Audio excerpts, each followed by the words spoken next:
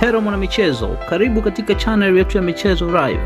Usisahau kusubscribe, kulike, kucomment na kushare na marafiki ili waweze kupata habari zinazohusu michezo.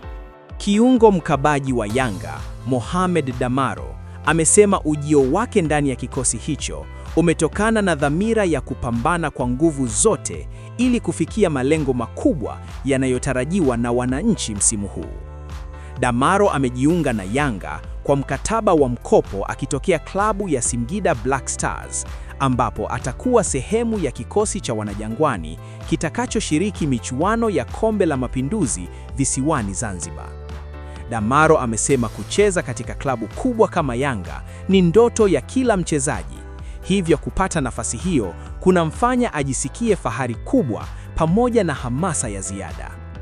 Ameongeza kuwa mazingira aliyoyakuta ndani ya Yanga yanaonyesha timu iliyojipanga vizuri, jambo linalompa motisha ya kufanya kazi kwa bidii ili kuthibitisha uwezo wake ndani ya kikosi hicho. Kuna hisia kubwa sana, kwani tangu tulipoanza safari ya kujijenga kama wachezaji, lengo lilikuwa kufika katika timu kubwa kama Yanga. Nafurahi kuwa sehemu ya familia hii ya timu nzuri, amesema Damaro. Damaro amesisitiza kuwa amejipanga kupambana kila anapopata nafasi ya kucheza, akitaka kutoa mchango wake kwa kiwango cha juu ili kufikia matarajio ya benchi la ufundi na mashabiki wa Yanga.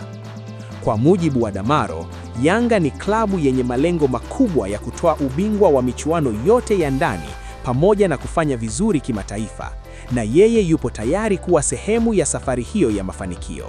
Asante kwa kutufuatilia mpaka mwisho.